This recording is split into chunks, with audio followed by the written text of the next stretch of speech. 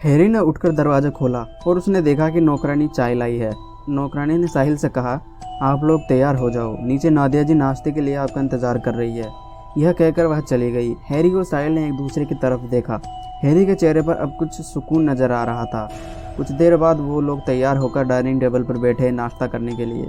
धीरे धीरे समय बीतता गया। हमें और हैरी को पूरे 15 दिन हो गए थे। अब वो लोग थोड़ी थोड़ी बातें भूलने लगे थे। अब हैरी भी साहिल को कहने लगा था कि यार अब मुझे घर चलना चाहिए। हम लोग शायद सपना ही देख रहे थे, मगर उस लड़की लाइबा के बारे में सोचकर यकीन हो जाता है कि वो सपना नहीं हकीकत था। फिर हैरी ने साहिल की तरफ देखकर एक गहरी सांस लेकर कहा, यार अब मैं घर जाना चाहता हूँ। उसकी बात का जवाब साहिल देने ही वाला था कि पीछे से उसकी माँ ने आवाज़ लगाई, अरे चले जाना हैरी जी, चले जाना, मगर अभी नहीं। वो लोग सवालिया नज़रों से नादिया खान को देखने लगे। हमारे गांव के करीब रहने वाले एक बहुत पहुंचे हुए बुजुर्ग हैं, अल्लाह वाले। तुम लोगों की बात उन तक कुछ दिनों पहले ही पहुंची थी। उनके पास आने का वक्त नहीं था, मगर आज आने वाले हैं तुम्हें देखने के लिए। साहिल ने अपनी माँ को देखते हुए कहा, क्यों? यह सुनकर वह हंसने लगी। घबराओ मत, सिर्फ तुम्हें देखना चाहते हैं। थोड़ी देर के बाद हम लोग एक कमरे में बैठे हुए थे। कमरे में बिल्कुल सन्नाटा था और सब चुप थे। सिर्फ अम्मी जान की आवाज़ आ रही थी। वहाँ गांव के बुजुर्ग पीर बाबा वहाँ बैठे हम लोगों को घूर रहे थे।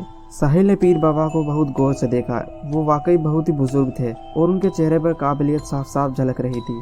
पीर बाबा ने साहिल और उसके दोस्त हैरी को उसके पास बुलाया। पहले उन्होंने हैरी का हाथ पकड़ा और अपनी आंखें बंद कर ली। फिर थोड़ी देर बाद उन्होंने आंखें खोलकर कहा, बेटा कोई बात नहीं, वहाँ जाकर बैठ जाओ। फिर उन्होंने साहिल को बुलाया और उसका हाथ पकड़ा और अपनी आंखें बंद कर ली।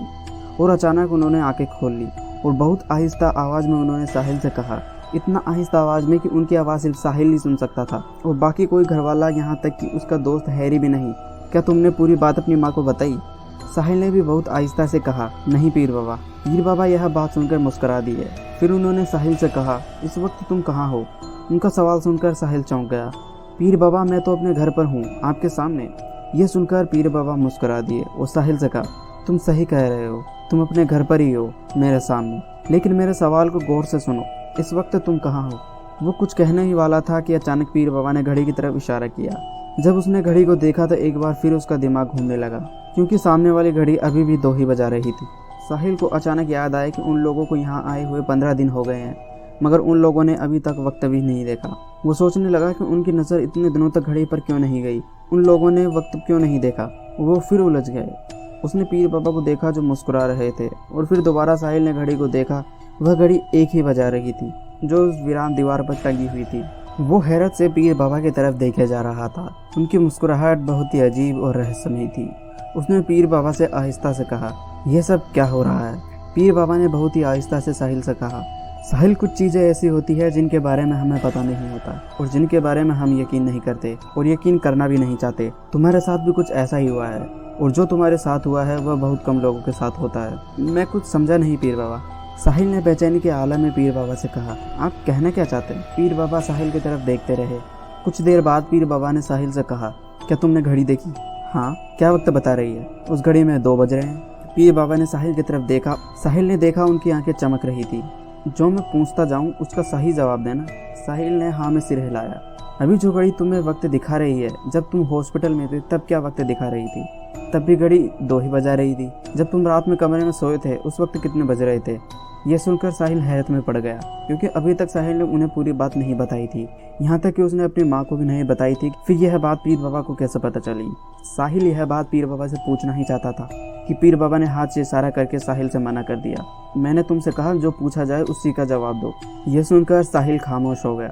जब तुम्हारा एक्सीडेंट हुआ था उस वक्त कितने बजे थे? उस वक्त भी यही वक्त था पीर बाबा। पीर बाबा साहिल की बात सुनकर खामोश हो गए। फिर अचानक वह तेज आवाज़ में बोले, इस वक्त तुम कहाँ हो? उनकी तेज आवाज़ सुनकर साहिल चौंक गया। वो सोचने लगा कि पीर बाबा भी कमाल करते हैं। पहले तो मुझसे कहा बहुत आहिस्ता आवाज़ में बात करो, और इतनी तेज आवाज़ में खुद बात करने लगे। वो कुछ कहने ही वाला था कि पीर बाबा ने साहिल से चिल्लाकर कहा, इस वक्त तुम कहाँ हो? उनकी तेज आवाज़ सुनकर हैरी साहिल की तरफ देखने लगा, मगर साहिल को हैरत का ठिकाना नहीं था। उसकी माँ वहीं बैठी हुई थी। उन्हें ऐसा लग रहा था जैसे उन्हें कोई बात सुना ही नहीं दे रही, जैसे कि वो दोनों उन्हें दिखाई नहीं दे रहे हों। हैरी से सब्र नहीं हुआ और हैरी बोल पड़ा, ये सब क्या है पीर बाबा? ये सब क्या हो रहा है? पीर बाबा ने हैरी की तरफ देखते हुए कहा, तुम तो बेवजह फंस गए बेटा, लेकिन जब फंसी गए हो तो तुम्हें निकालना होगा। हैरी मेरी तरफ हैरत से देखने लगा। साहिल का सब्र का बांध टूट गया और उसने पीर बाबा की तरफ देखकर चिल्लाकर कहा, अब जब चिल्लाकर बातें कर ही रहे हो तो मुझे सीधे सीधे बताओ कि यह माजरा क्या है। तुम्हें क्या लगता है, क्या तुम्हारी आवाज़ तुम्हारी माँ तक पहुँच रही है? देखो इतने गौर से, क्या यह तुम्हारी आवाज़ सुन पा रही है? साहिल बेबसी के आलम में पीर बाबा की तरफ देखा। नहीं, ऐसा बिल्कुल भी नहीं लगता। हमें बात करते हुए कितना वक्त हो गया? कम से कम 1 घंटा तो हो ही गया होगा। देखो उस घड़ी की तरफ। साहिल ने फिर घड़ी की तरफ देखा। वह अभी भी 2 ही बजा रही थी और साहिल अंदर ही अंदर पागल हुआ जा रहा था। उसकी कुछ भी समझ में नहीं आ रहा था कि आखिर ये सब हो क्या रहा है। साहिल की बेबसी इस कदर बढ़ गई कि उसकी आंखों में आंसू आ गए। उसके अंदर का खौफ और बढ़ गया। मेरी मदद करो खुदा के वास्ते, मेरी मदद करो, मुझे कुछ भी समझ नहीं आ रहा कि ये हो क्या रहा है। साहिल अपनी बेखुदी के आलम में तेज आवाज में बोलने लगा, मगर उसकी आवाज़ सिर्फ पीर बाबा सुन रहे थे। उसकी माँ को मानो उन्हें कुछ दिखाई ही नहीं दे रहा। पीर बाबा ने तेज आवाज में कहा, शांत हो जाओ साहिल, घबराओ मत। तुम एक भंवर में फंस गए हो। अभी मैं तुम्हें कुछ भी नहीं बता सकता। बस तुम मेरी बात बहुत गौर से सुनो। तुम्हारे सामने और तुम्हारे दोस्त के सामने बहुत से रास्ते आएंगे जो तुम्हारी समझ के बाहर होंगे, मगर जैसा भी हो तुम्हें उस दरवाजे से निकलना होगा। तुम्हें इस दरवाजे से हर हाल में निकलना होगा और मैं जानता हूँ कि तुम निकल सकते हो। मैं कुछ समझा नहीं पीर बाबा, कौन से रास्ते और कौन सा दरवाज़ा? मैं तुमसे कह रहा हूँ साहिल कि बहुत सी चीज़ें ऐसी है जो तुम्हें समझ में नहीं आएंगी। रही बात दरवाजे की तो यूँ समझ लो कि दूसरी दुनिया का दरवाज़ा, जो जाने अनजाने में ही सही लेकिन तुमने खोल दिया है। अगर आसान लफ्ज़ों में कहूँ तो तुम वहाँ पर चले गए हो। इससे ज़्यादा मैं तुम्हें कुछ नहीं बता सकता। वह इसलिए कि इससे ज़्यादा तुम अभी समझ भी नहीं सकते। अभी बस मैं तुम्हारी इतनी मदद कर सकता हूँ कि मैं तुम्हें वहाँ भेज सकता हूँ जहाँ से तुम आए हो। मेरी कुछ भी समझ में नहीं आ रहा पीर बाबा, आखिर कहना क्या चाहते हो? यह सुनकर पीर बाबा ने साहिल का हाथ पकड़ा और उसके दोस्त को आंखों से इशारा करके अपने पास बुलाया और कहा, आओ मेरे साथ। साहिल और उसका दोस्त हैरी पीर बाबा का हाथ पकड़कर कमरे से बाहर आ गए और ऊपर छत की तरफ चले गए। छत पर ले जाकर पीर बाबा ने उन दोनों की तरफ देखकर चिल्लाकर कहा, क्या देख रहे हो? कुछ नहीं पीर बाबा, हम लोग छत पर हैं। साहिल की छत से पूरा गाँव दिखाई देता था। पीर बाबा ने अपनी आंखें बंद करी और कुछ पढ़ने लगे। फिर इन दोनों से कहा, गाँव की तरफ देखो। उन दोनों ने जैसे ही गांव की तरफ देखा, उनकी हैरत का ठिकाना ना था। गांव में कोई भी मौजूद नहीं था। पूरा गांव वीरान पड़ा था, जैसे वीरान खंडर। ऐसा कैसे हो सकता है? अभी कुछ देर पहले यहाँ पर सभी गांव वाले मौजूद थे, पर अब ऐसा लग रहा है जैसे कि यह गांव सदियों से खाली पड़ा है। अंदर जाओ और देखो। वो दोनों अंदर उसी कमरे में चले गए जहाँ पर साहिल की माँ बैठी हुई थी, लेकिन अब वहाँ पर कोई नहीं था। यहाँ तक कि साहिल के नौकर चाकर भी अब मौजूद नहीं थे। अब वो घर और गाँव साहिल को वीरान खंडर जैसा लग रहा था। पीर बाबा, यह सब क्या हो रहा है? ऐसा लग रहा है जैसे कि आपने हमारे ऊपर जादू कर दिया है, या फिर शायद यह कोई सपना है। मुझे कुछ समझ नहीं आ रहा। ना ही मैंने तुम्हारे ऊपर कोई जादू किया है और ना ही ये सपना है। तुम जो देख रहे हो वो हकीकत भी है और सपना भी है। ये कैसी बातें कर रहे हैं आप? हकीकत और सपना एक साथ दोनों कैसे हो सकते हैं? हो सकता है, क्यों नहीं हो सकता? इस दुनिया में बहुत बड़े राज छुपे हुए हैं जिसे इंसान नहीं जानता। बड़े बुजुर्गों की बात इंसान को माननी चाहिए। तुम्हें रात में सफ़र करने से बचना चाहिए था। तुम्हें उस वीरान में नहीं जाना चाहिए था, मगर उस वीराने में पहुंच गए। ये तुम्हारी किस्मत थी, क्योंकि कोई भी चीज़ इस दुनिया में बेवजह नहीं होती। हर किसी चीज़ की वजह होती है। जैसे कि मुझे ही देख लो, मैं तुम्हारी मदद करने के लिए ही यहाँ आया हूँ। मदद? कैसी मदद? साहिल ने हैरी की तरफ देखा। हैरी के चेहरे पर डर साफ दिखाई दे रहा था। वह भी पीर बाबा की तरफ हक्का बक्का होकर देख रहा था, पीर बाबा की बातें सुन रहा था। साहिल ने पीर बाबा की तरफ देखते हुए कहा, आपको तो सब पता ही है, तो मुझे बताओ, मुझे जंगल में जो लड़की मिली थी जिसने अपना नाम लाइबा बताया था, वह कौन थी? पीर बाबा यह सुनकर मुस्कुराने लगे। उसके बारे में भी तुम्हें बहुत ही जल्द पता लग जाएगा, मगर तुम्हें अभी उस दरवाजे से बाहर निकलना है। मैं मदद के लिए आता रहूँगा। साहिल की समझ में कुछ नहीं आ रहा था। हैरी भी बहुत कुछ पूछना चाहता था, मगर पीर बाबा ने दोनों को चुप करा दिया और दोनों को कहा, जाओ, लौट जाओ। पीर बाबा, कहाँ लौट जाए हम? ये हमारा घर है। पीर बाबा ने दोनों से कहा, यह तुम्हारा घर है। सही कहा, ये तुम्हारा ही घर है, मगर तुम खुद सोचो कि थोड़ी देर पहले तुम्हारे घर वाले तुम्हारे सामने मौजूद थे। वो कहाँ गए? वो गांव वाले कहाँ गए जो कुछ देर पहले यहाँ मौजूद थे? कहाँ गए वो सब? साहिल एक बार फिर खामोश हो गया। उसका दोस्त हैरी बेचारगी के आलम में उसे देखने लगा। साहिल ने अंदर ही अंदर फैसला किया कि जो होगा देखा जाएगा।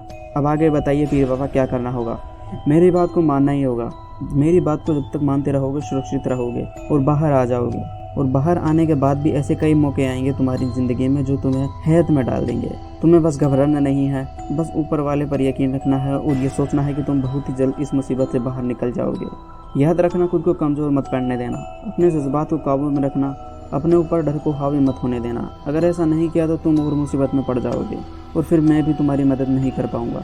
तुम दोनों को बहादुर बनना होगा। साहिल और हैरी, मैं तुम दोनों से कह रहा हूँ, तुम मेरी बात मानो और इस छत से कूद जाओ। क्या? यह बात सुनकर वो दोनों घबरा गए। ये क्या कह रहे हैं आप? अगर हम इस छत से कूद जाएंगे तो हम दोनों मर जाएंगे। नहीं, कुछ नहीं होगा। तुम लोगों को मैंने कहा था कि खुद पर भरोसा रखो और कूद जाओ।